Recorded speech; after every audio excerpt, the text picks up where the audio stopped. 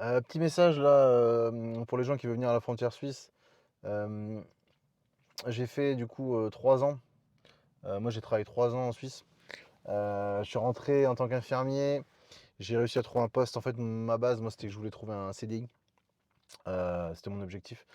Du coup, ça fait 10 ans que je suis infirmier, pas mal d'expérience et cetera dans différents domaines.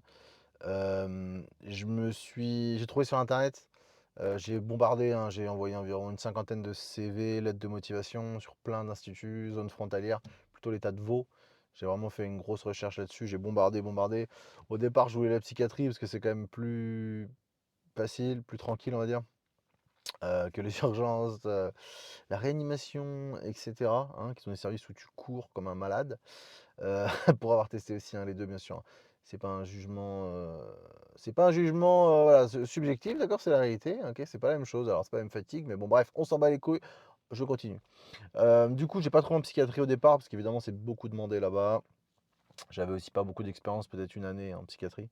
Donc voilà, ils m'ont pas trop, j'avais mon CV était plus basé sur du technique. Du coup, j'ai pu rentrer par les urgences heu, d'un grand, hôpital universitaire vaudois, le plus grand. Voilà, je vous laisserai faire vos recherches, hein, c'est pas compliqué à trouver.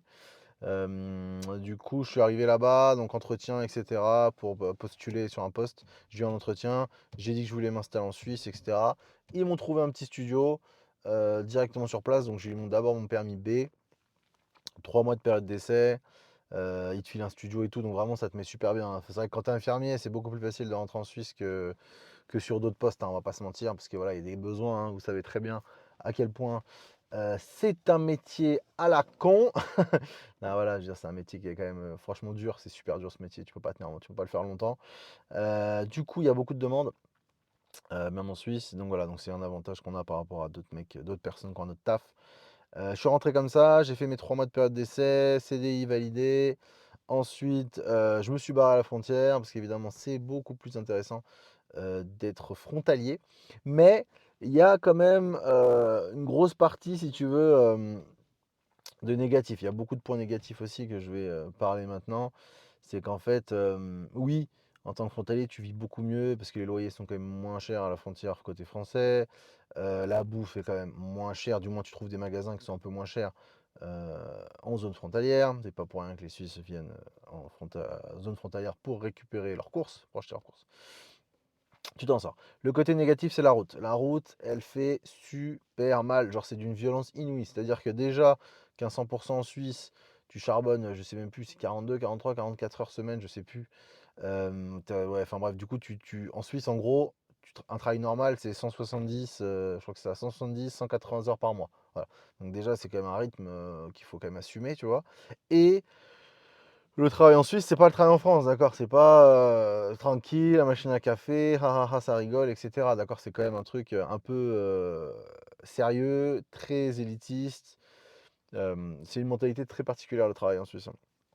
D'ailleurs, tu vois bien que les gens souvent, ils font pas carrière, complète en Suisse, hein, ou alors ils sont une minorité et quand tu vois leurs traits de caractère, leurs traits de caractère personnels, leur comportement, tu sais tout de suite si toi tu vas pouvoir matcher parce que il faut être quand même docile, je dirais même jusqu'à, soumis. Voilà, l'idéal, c'est d'être vraiment soumis, docile, gentil, éviter de remettre les ordres en question, hein, ouais, non. Évidemment irréprochable sur le travail, irréprochable sur le comportement, toujours à l'heure, toujours le sourire, et dans la soumission la plus complète. Voilà, c'est comme ça que tu peux garder un job un peu en Suisse si, tu fais partie de ces mentalités un peu, ou ces caractéristiques, comportementales un peu atypiques, tu vois? Tu fais des petites blagues, tu es un petit rigolo, tu vois? Tu fais marrer les copains. Non, là-bas ça rigole pas, tu charbonnes, tu fais ce qu'on te dit, tu te la fermes et tu arrives à l'heure, d'accord? Voilà, c'est tout, tu te plains pas. Voilà, ça c'est les caractéristiques principales pour aller là-bas. Donc zone frontalière, je disais. La zone frontalière donc, tu charbonnes 170 heures. Moi, par exemple, dans mon cas, j'étais à Évian-les-Bains. J'étais à Évian-les-Bains et du coup, je me tapais, donc tu prends le bateau, donc tu fais Évian-Lausanne, OK? Après tu as métro, bus et cetera. Donc plus tu habites proche du bateau, mieux c'est, hein. Les loyers seront en conséquence, bien sûr, Plus tu habites proche, du bateau de Évian, plus c'est facile pour toi d'aller bosser à Lausanne et ensuite là-bas à Lausanne, donc tu as tu le LEB, tu as, le métro, des bus, donc en fait, tu arrives rapidement à ton taf, tu vois? Il y a plusieurs cliniques, il y a plusieurs hôpitaux, il y a pas mal d'endroits, notamment pour les infirmiers, c'est plus facile. Voilà. Pour moi, ça clairement, c'est idéal, hein, parce que le bateau à Thonon, alors oui, Thonon, c'est bien aussi, mais le trajet est un tout petit peu plus long et mine de rien, franchement, le temps de trajet, c'est hyper important. Donc si vous voulez vraiment optimiser, pour moi, c'est Évian. Il y en a qui disent: «Oui, Évian, c'est petit, c'est une petite ville, on se fait chier et tout». Et de toute façon, tu as une vie frontalier, frérot, tu hein, les loisirs, les sorties, c'est terminé, d'accord? C'est terminé. En fait, tu vas aller le matin, tu te lèves à 4 heures, à 5 heures du matin, tu vas aller travailler, tu vas rentrer à 19 heures le soir. Tu auras juste le temps, d'aller faire des courses à l'arrache, de te faire de la bouffe et d'aller te coucher. Voilà, d'accord? C'est rapide dans la vie de frontalier. De toute façon, crois pas que voilà, c'est la fiesta, c'est pas le cas. Tu fais que bosser, bosser, bosser, bosser et tu dois vite récupérer parce que franchement, tu es crevé, mec, tu es crevé, tu es rincé, laisse tomber. Voilà. Du coup, pour moi, il faut optimiser les déplacements. Donc, Évian, c'est pas mal. Évian-Lausanne, c'est cheat code. Après, tu as le Thonon-Lausanne qui est bien aussi. Tout ce qui est Genève, moi, personnellement, c'est pas trop ma came parce que je sais qu'à Genève, c'est quand même particulièrement chaud. La concurrence, elle est rude de malade. Il y a énormément d'embouteillages. Il y a toute la zone frontalière qui est là, les gars. Pour moi, ce côté, la Genève, bon, de toute façon, toute la Suisse, hein, c'est vraiment.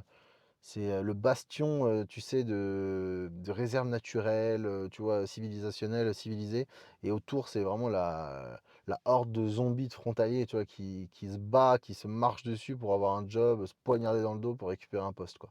C'est vraiment comme ça que je le vois, quoi. C'est tu la Suisse et tout autour, tu as une muraille, avec des hordes de zombies qui veulent venir bosser, quoi. C'est un peu ça l'image de cette vie de frontalier. Voilà. Du coup, je reviens sur mon parcours, je me suis un peu écarté là. Du coup, 3 mois, je me suis installé. Donc déjà, cinquantaine de CV. Les gars, faut envoyer du CV, mais alors je vous dis pas, hein. Et puis il faut avoir de l'expérience, c'est un peu mieux, hein. Si tu peux avoir 2 ans d'expérience aux urgences avant de postuler aux urgences, c'est bien. De toute façon, c'est les urgences, c'est la réanimation qui embauche de ouf. Le soin à domicile, c'est pas mal aussi. Mais ouais, urgence, réanimation, tu sais, c'est des postes où vas-y, tu cours, c'est chaud, puis c'est quand même hyper stressant, tu vois. Du coup, ces postes-là, c'est ce qui sera plus facile de rentrer en Suisse avec ces expériences-là. Ensuite, tu t'installes directement sur place. Moi, je te dis, hein, tu t'installes en Suisse direct. Si tu veux y rester, reste-y, hein, si tu es célibataire ou même en couple, tu peux survivre financièrement. Alors, ça sera moins intéressant, mais par contre, tu auras peut-être une vie un peu plus cool. Bon, fais gaffe sur les dépenses, mec, hein, parce que c'est hyper hardcore, c'est cher de malade en Suisse. Tout est cher. Et puis voilà, ils ramassent aussi, hein, tu vois, inflation et tout. Enfin, il y a un niveau de pauvreté là-bas, on se rend pas compte, hein.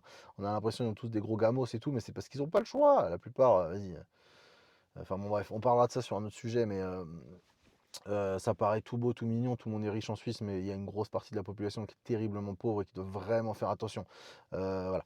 Du coup, tu trouves un travail, tu bombardes, tu dis que tu veux t'installer sur place, tu trouves une coloc s'ils ont pas d'appart ou tu te mets en zone frontalière, tu fais ta période d'essai, tu es en CDI, ensuite tu te casses à la frontière au plus près possible et là, à ce moment-là, tu peux commencer à avoir une vie de frontalier, mais prépare tout, optimise tout, ta bouffe, tes déplacements, essaie de tout gérer. Voilà.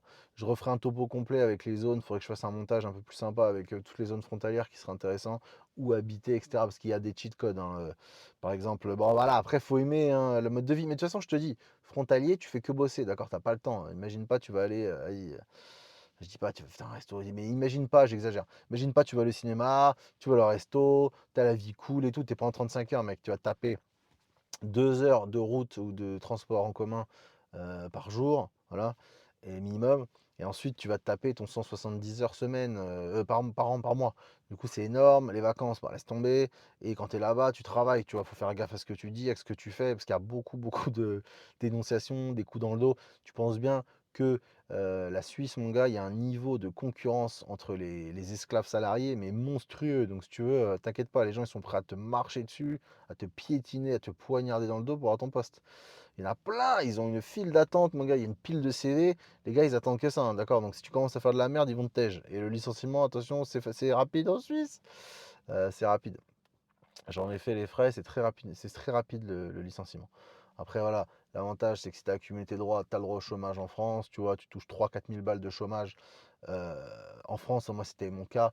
J'étais environ à 6 000 euros, ouais, 6 000 € en CDI en Suisse. Ensuite, je me suis fait virer.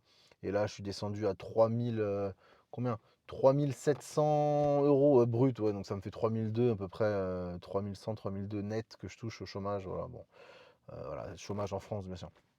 Donc voilà, ça va, j'ai pas à me plaindre, tu vois? Mais c'est juste qu'il faut se préparer psychologiquement aussi que c'est pas la même chose, quoi.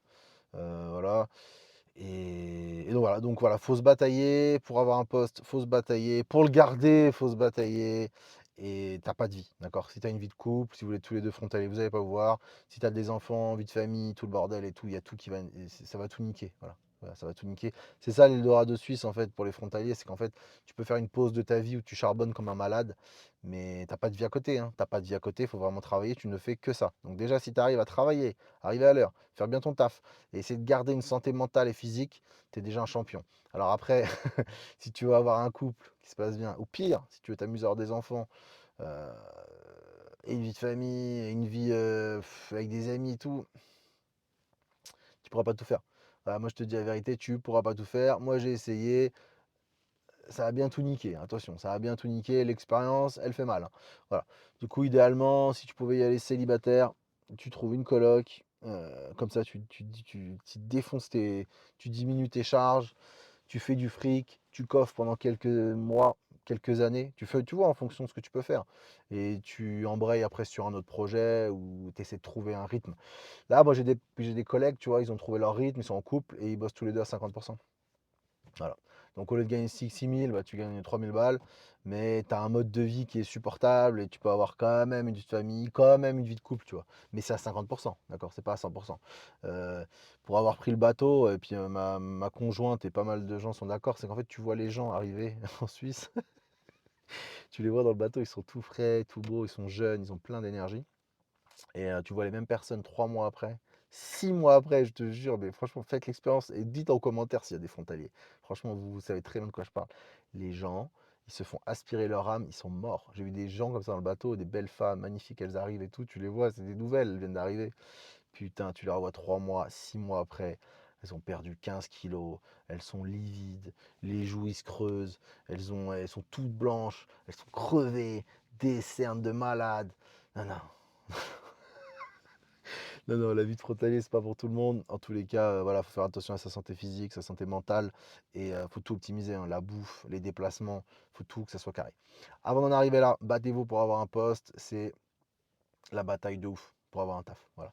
Voilà ma petite expérience. De toute façon, j'en reviendrai. N'hésitez pas en commentaire si vous avez d'autres questions. De toute façon, je vais un peu plus enfin, envoyer des informations un peu plus lourdes sur le sujet. J'aimerais bien sortir les fiches de paye, les contrats, vous montrer un peu plus les déplacements. Il faut que je fasse un peu plus de montage, que ça soit un peu plus sympa qu'une vidéo comme ça. Mais voilà, ça viendra dans d'autres vidéos. Ok? Du coup, bah, n'hésitez pas à dire en commentaire, n'hésite pas à t'abonner pour avoir la suite des infos. Ok, de toute façon, je vais vous balancer les infos. Voilà, j'ai une expérience quand même de 3 ans frontalier suisse, c'est pas dégueulasse. Ça fait 10 ans que je suis infirmier, donc voilà, j'ai deux, trois trucs. J'ai deux, trois trucs, je suis un peu légitime pour m'exprimer sur ce sujet, quoi. Voilà. Allez, dites-moi en commentaire ce que vous en pensez. Ciao.